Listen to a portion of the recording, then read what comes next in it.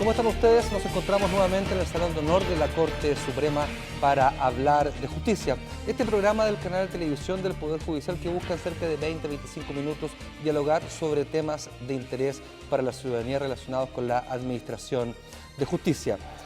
La sociedad mundial y obviamente también la chilena ha entendido que los diferentes casos de violencia interescolar, tanto dentro de los muros de los establecimientos educacionales como también en las relaciones normales entre compañeros y profesores, no deben ser permitidas y se ha legislado y se ha trabajado para erradicar o al menos controlar este tipo de violencia. El bullying será el tema de este programa de Hablemos de Justicia. Le quiero presentar a los dos invitados de esta oportunidad. En primer lugar, a don Jorge Rodríguez, el juez del 24º Juzgado Civil de Santiago. Magistrado, muchas gracias.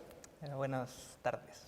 Y también don Pablo Alarcón, profesor de Derecho Administrativo de la Universidad de Chile. Finisterre.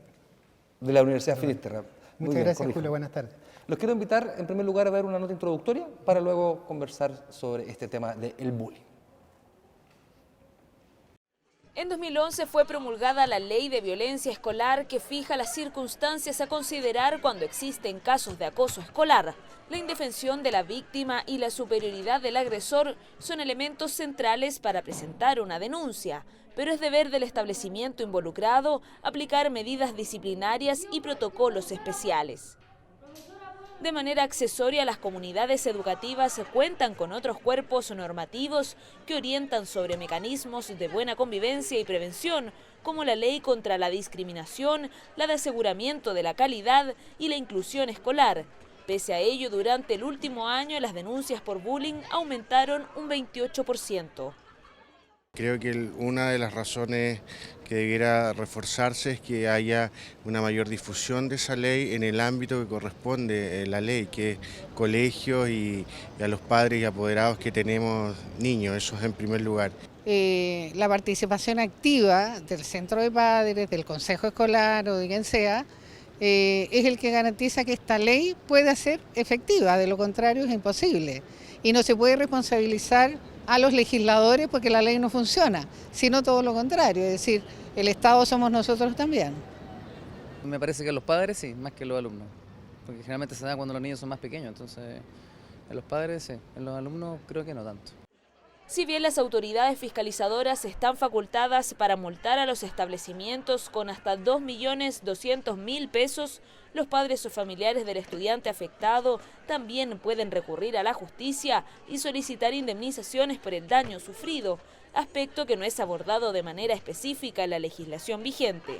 Por ejemplo, en octubre de 2016, un padre iquiqueño demandó al colegio Ñusta Cori por no evitar las reiteradas agresiones que sufrió su hijo. El tercer juzgado de letras de la comuna ordenó el pago de 20 millones de pesos por concepto de daño moral.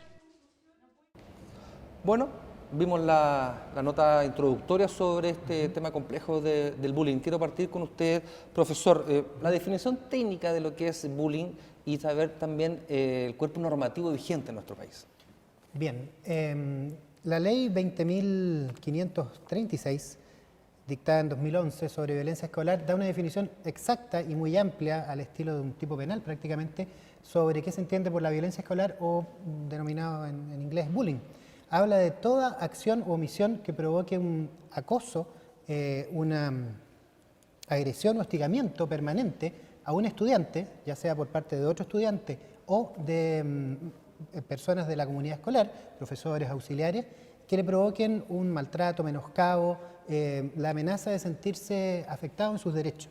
Eso es fundamentalmente la noción que da el legislador acerca de bullying. ¿Y el actual panorama normativo? El actual panorama, bueno, está especificado en esta ley, en el contexto a su vez también de la Ley General de Educación y de las autorizaciones que requieren todos aquellos que deseen iniciar un proyecto escolar, acotado a ese ámbito. Porque si el asunto se agrava, obviamente que ya corresponderá recurrir a la vía penal o eventualmente si las familias estiman que sus derechos han sido violentamente afectados, pueden recurrir a una instancia civil a través de un juicio de indemnización de perjuicio. Magistrado, ¿cuál es el límite, cuáles son las etapas cuando una persona va por la vía administrativa o la vía normal de la educación y pasa luego a un juzgado, en este caso civil como el de usted? Hay que ser claro con un aspecto, son dos cosas distintas. Ya. Por un lado tenemos la vía administrativa, que efectivamente lo que se persigue en este momento es la fiscalización que debe realizar el ente fiscalizador, que en este caso sería la Superintendencia de Educación, quien impone efectivamente la multa al establecimiento educacional que no cumple, con lo establecido en la ley. Y por otro lado tenemos la instancia civil, si lo queremos ver desde ese punto de vista, en el que frente a eventualidades, daños que pueda ocasionar el bullying a las determinadas personas de la comunidad educativa, se puede ejercer una acción civil y en ese sentido, bueno, como toda acción civil, el tribunal va a ser el encargado de dar lugar y de seguir adelante con la tramitación de dicho procedimiento, pero son dos cosas que son distintas, efectivamente. Vamos a separarlas, ¿les parece? Profesor, yo, mi hijo, somos víctimas de maltrato, ¿cierto?, de acoso. Sí. ¿A dónde la ley o la normativa qué me dice? ¿Dónde tengo que recurrir? ¿Cuáles son las etapas? Perfecto. Primero, la ley parte de un supuesto. Luego de definir en el concepto amplio que mencionaba recién, la noción de acoso escolar o bullying, exige también, y es parte de lo que puede ser objeto de una sanción por parte de la autoridad administrativa, exige que las comunidades escolares, las comunidades educativas, tengan consejos escolares dedicados justamente a la prevención, a la difusión, a tomar las medidas necesarias para evitar este tipo de actuaciones que afectan a los estudiantes. Luego, el primer paso que uno debe dar en el caso que se vea afectado en una situación de bullying por parte de uno de los miembros de la familia, de un hijo o hija, es recurrir directamente al establecimiento. Si el establecimiento no ha tomado las medidas, bueno, ahí eventualmente uno puede recurrir a la instancia administrativa, verificar y solicitar indirectamente, digamos, que se sancione el establecimiento por no haber tomado las medidas que correspondían. Las Y ahí obviamente son la superintendencia. Exactamente, la Superintendencia de Educación. Ella tiene la facultad para aplicar una multa bastante alta, habla la ley de violencia escolar hasta, no dice desde cuándo, así que uno asume que es desde una UTM hasta 50 UTM, poco más de 2.300.000 al día de hoy, y que eventualmente en caso de reiteración, dice la misma ley, que puede duplicarse, o sea, estamos hablando de 4.600.000, que es una multa bastante alta.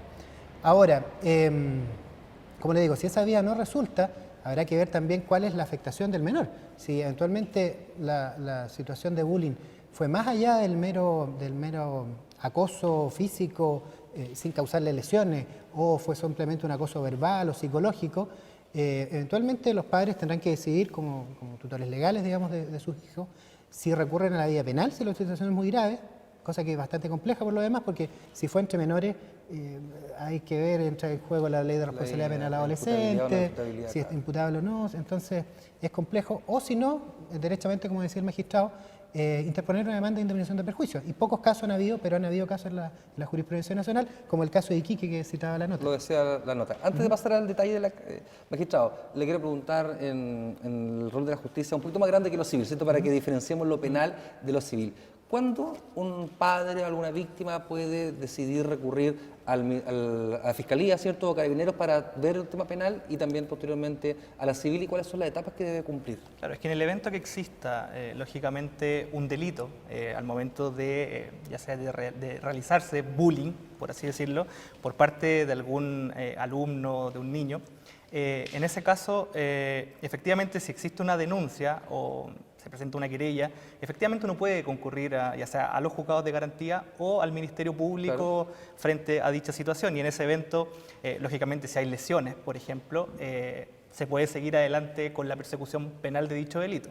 Ahora, obviamente, en el evento de que existan lesiones, generalmente lo que ocurre, y en algunos fallos que de hecho señalaba anteriormente el profesor, también se contempla la situación de que muchas veces cuando se acreditan lesiones, por ejemplo, es mucho más fácil seguir adelante con la vía civil porque existe un aspecto que ya se encuentra acreditado desde el punto de vista del bullying que se realizó. ¿Me entiende? Entonces, esa sería una vía, en principio, ir por la justicia penal y con posterioridad demandar civilmente y seguir adelante con la indemnización que se requiera por dicho hecho. Sí, para acudir a la justicia civil tiene que contar con abogados de los padres, ¿cierto? Efectivamente, tiene que contar con abogados, se tiene que presentar una demanda, ya sea por responsabilidad contractual o por responsabilidad extracontractual, porque nuestra jurisprudencia contiene ambos casos, o sea, se han dado casos y también por responsabilidad por falta de servicio cuando es extracontractual desde el punto de vista de la ley orgánica constitucional de municipalidades.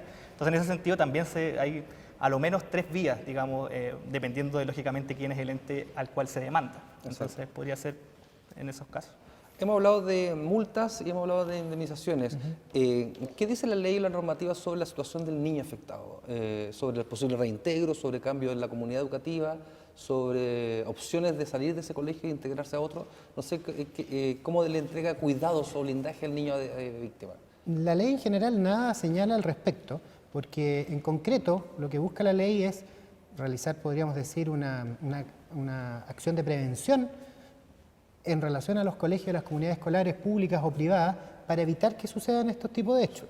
Y es por eso entonces que la sanción administrativa que se arriesgan las entidades educacionales públicas o privadas va a ser esta multa tan alta, justamente por no haber tomado las medidas de prevención, de tener un plan, un comité, un consejo creo que se denomina, un consejo escolar que sea el que adopte las medidas de fomento y de difusión a la comunidad escolar para evitar este tipo de hechos. O sea, actúa en ese sentido como con posterioridad a lo que sucede. Finalmente va a ser el padre el que decida o no si va a sacar a su hijo del colegio cuando está viviendo una situación como esta. En el caso de Iquique, por ejemplo, no sé si es pertinente hablar un poquito del caso. ¿Le parece que hablemos de ese aspecto? La nota introductoria nos hablaba de un caso de Iquique, en donde el juzgado de letras aplicó esta indemnización en contra de un establecimiento educacional por el caso de bullying. Si podemos, abogado y magistrado, hablar de este tema, cuéntenos más detalles de esto. Ya, en el caso de Iquique, por lo que recuerdo, con permiso, pero sí, por supuesto, los apuntes son absolutamente bienvenidos. El fallo de esta causa que la que más me ha llamado la atención. De los hechos recuerdo que era un muchacho en el año 2012 de séptimo básico, muy buen alumno, muy estudioso, cercano a sus profesores, que fue víctima de acoso escolar psicológico principalmente y físico pero en menor medida, pero principalmente psicológico, de parte de dos compañeras de curso de séptimo básico. Niñitos, entiende uno, 12, 13 años tendrían. Todo esto comenzó al inicio del año escolar, en marzo, y en vacaciones de invierno el niño no quería ir más a clase, comenzó a manifestar una serie de acciones y actitudes que denotaban que estaba siendo afectado por algo. Los padres consultaron con el menor, fueron a la dirección del colegio, no recibieron una explicación satisfactoria y ahí comenzó la historia del juicio civil. Entonces, finalmente, ¿qué hicieron ahí los padres? Ellos tomaron la decisión de retirar al hijo del colegio, pero sin perjuicio de ello, que ya no formaba parte de esa comunidad escolar, estimaban los padres que se daban los supuestos para demandar al establecimiento, que era un colegio particular subvencionado de Iquique, por no haber adoptado las medidas necesarias para evitar el bullying del menor. Y eso fue lo que se discutió a lo largo del juicio, que finalmente terminó, principalmente una de las pruebas que más hizo fuerza al magistrado de Iquique, que dictó la sentencia de primera instancia, fue el hecho que había un informe psicológico del Servicio Médico Legal de Iquique que acreditaba específicamente que el menor había sufrido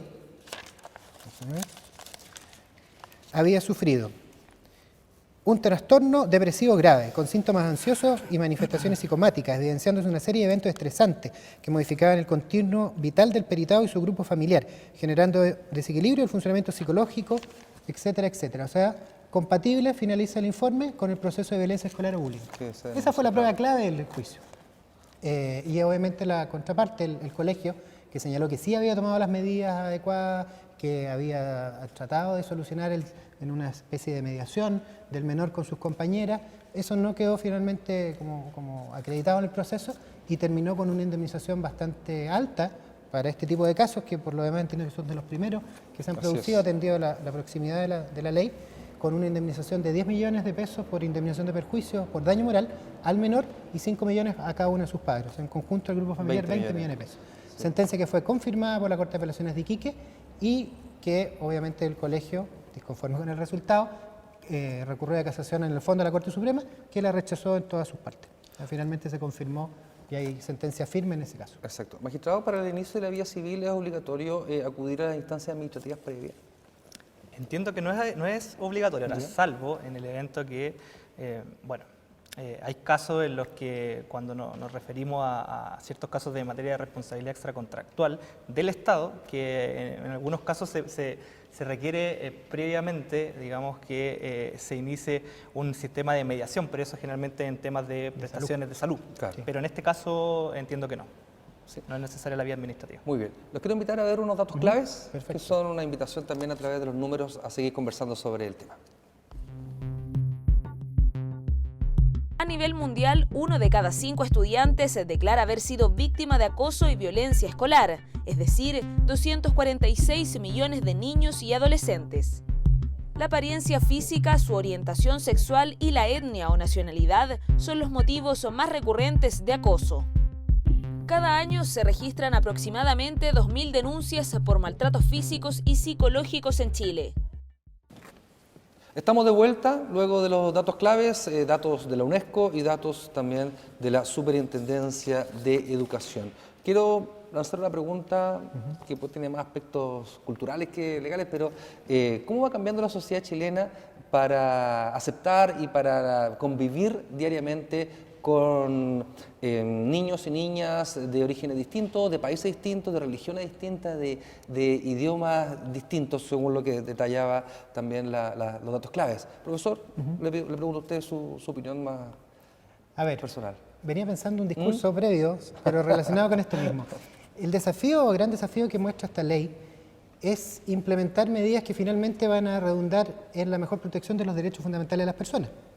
Para eso debemos situarnos en la labor que al Estado le toca en esa materia. Nuestra Constitución, artículo 1, señala que la familia es el núcleo fundamental de la sociedad, señala que al Estado le corresponderá propender al fortalecimiento de la familia, señala en el artículo 5 que todos los órganos del Estado deben tener como limitación el respeto a los derechos esenciales que emanan de la naturaleza humana y que además es deber de los órganos del Estado respetar y promover tales derechos garantizados por la Constitución y por los tratados internacionales ratificados por Chile que se encuentran vigentes. Revisando la historia legislativa de este cuerpo legal, me di cuenta que obviamente ese fue el marco institucional, digamos, constitucional e institucional y relacionado con los tratados internacionales de derechos humanos en que se dicta esta ley. Entonces, finalmente, lo que se busca es hacer una suerte de educación cívica en el ámbito más cercano a nuestras propias familias. O sea, nuestra familia, padre, madre, hijo, el segundo grupo intermedio al que forman parte, es justamente el colegio. El colegio, la escuela, etcétera, pública o privada. Es indiferente porque la ley se aplica a todo. Entonces, hoy en día, con lo que usted comenta, que es un fenómeno ya que está establecido en nuestro país, cada día estamos insertándonos de mayor forma en el mundo moderno, cada día están llegando mayores cantidades de migrantes de distintos países, con distintas culturas, distintas religiones, etc. Es quizá una complejidad, o tal vez no, puede ser una oportunidad. Exacto. Yo lo veo desde el sentido positivo, desde una oportunidad de que nuestra comunidad escolar en particular vaya tomando conciencia real de que los derechos de las personas parten por respetarlas en el colegio, desde ahí. O sea, un alumno que comienza haciendo bullying tiene un muy mal pronóstico como ciudadano. Posiblemente va a ser el día de mañana, no lo sé, estoy aventurando, pero podría llegar a ser un delincuente juvenil, podría ser un trabajador que no cumple sus obligaciones, etcétera. O sea, es una manzanita que se va arrancando del cajón y termina en un mal lugar, digamos. Así es. Magistrado, hemos hablado del bullying verbal, psicológico, hasta ahora centrado en el aula o el establecimiento. Las nuevas formas de comunicarnos, ¿cómo son reflejadas en cuanto a este acoso? Las redes sociales, los WhatsApp, las diferentes formas de comunicación. Claro, hoy en día, digamos, en el momento en el que nos encontramos, es lógico que las redes sociales forman parte importante, digamos, de todo, y desde el punto de vista educacional también, porque cuando están los niños en los respectivos colegios, evidentemente que su forma de comunicación es muchas veces a través de las redes sociales. En el evento que lógicamente se generen en ciertas circunstancias que sean constitutivas de bullying por redes sociales, también obviamente nos veríamos expuestos a la misma situación que estábamos conversando anteriormente. No difiere de la realidad finalmente. No, en este caso no difiere en ningún caso. De hecho, la misma ley señala, sean dentro o fuera del establecimiento educacional, entonces en ese sentido igualmente se daría la situación y la hipótesis. Sí, magistrado y también profesor, el rol de los profesores, el rol de los adultos docentes y para docentes, ¿qué dice la normativa al respecto? ¿O qué dice la legislación chilena? Los alumnos, alumnas, padres, madres, apoderados, profesionales y asistentes de la educación, o sea, toda la comunidad escolar, así como los equipos docentes y directivos de los establecimientos educacionales deberán, es una obligación, deberán proporcionar un clima escolar que promueva la buena convivencia de manera de prevenir todo tipo de acoso escolar. Es una tarea de todos, no solo una tarea de los estudiantes, sino que de la comunidad escolar toda. Claro. de formar, digamos, la comunidad educativa también. Absolutamente. ¿Y las indemnizaciones solo puede ir sobre los dueños o sostenedores de colegio o puede ser sobre distintos aspectos particulares de la situación? Por ejemplo, un profesor jefe, por ejemplo, un orientador, no estoy generalizando, ¿cierto? Pero es que en este caso, al menos lo que yo he visto desde el punto de vista de jurisprudencia, es que generalmente a quien se demanda es al establecimiento educacional, como tal, llámese como sostenedores, global, claro. llámese, digamos, dueños de colegios en el caso que sean colegios particulares, o también a las municipalidades cuando son efectivamente colegios municipales, que ahí la circunstancia cambia, digamos, de ese punto de vista. Pero al menos eso es lo que yo he visto. O sea, tampoco nada prohíbe que efectivamente se pueda dirigir alguna acción contra algún profesor, y eso la ley no lo prohíbe. Entonces, en ese sentido, se podría eventualmente realizar. Por ejemplo, respecto de profesores de colegios municipales, existe la posibilidad de, en atención a que son funcionarios municipales, sujetos al Estatuto Administrativo Municipal Especial en su calidad de docentes, puede eventualmente seguírsele un sumario administrativo a ese profesor. He visto casos de municipalidades que han instruido sumarios contra profesores, por ejemplo, que han maltratado a un alumno. Exacto. Y eso va a acarrear su responsabilidad administrativa. Absolutamente. Podría terminar sin empleo. Por último, profesor, su análisis sobre la vigencia específica de esta normativa, ve que hay posibles mejoras, la implementación. La Superintendencia de Educación dice que aumentan las denuncias finalmente. ¿Cómo ve este fenómeno de aquí en adelante desde la academia, su lugar de trabajo? En una aproximación, la cifra me parece baja. Pensemos que estamos hablando de millones de estudiantes que están en la educación básica o media. O sea, 2000 y tantos casos, me parece, gracias a Dios, muy bajo.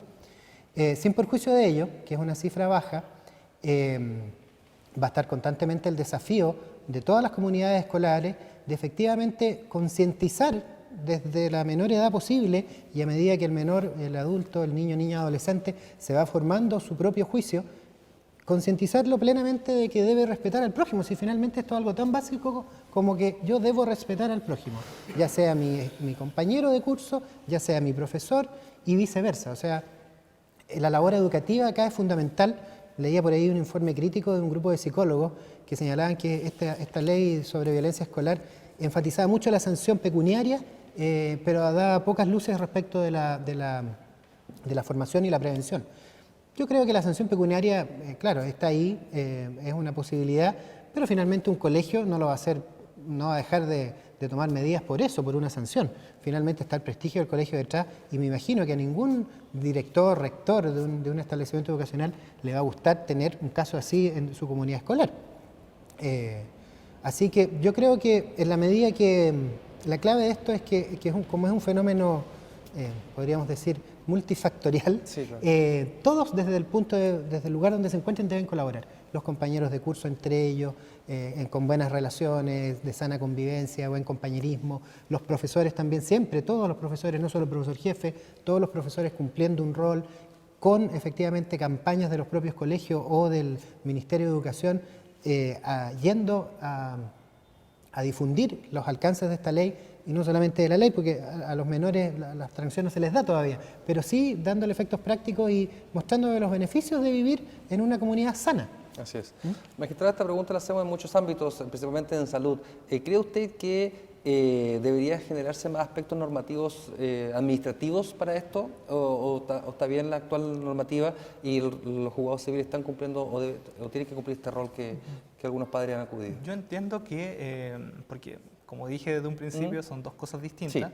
Y en el caso del punto de vista administrativo, creo que se está cumpliendo en principio el rol que se busca en este caso, digamos, del ente fiscalizador, que es efectivamente que se cumplan con los parámetros establecidos en los respectivos reglamentos internos de los colegios, y por tanto, si no se cumplen, lógicamente las multas se deben imponer. Eso es una parte, digamos, de la cuestión.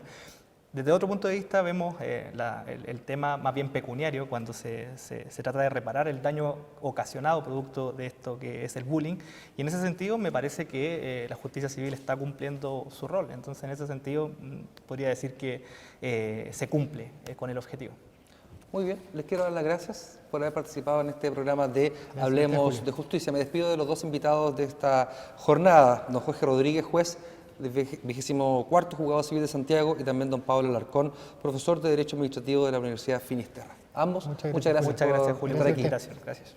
Por mi parte me despido, nos reencontramos desde el Salón de Honor de la Corte Suprema en un nuevo capítulo de Hablemos de Justicia. Hasta pronto.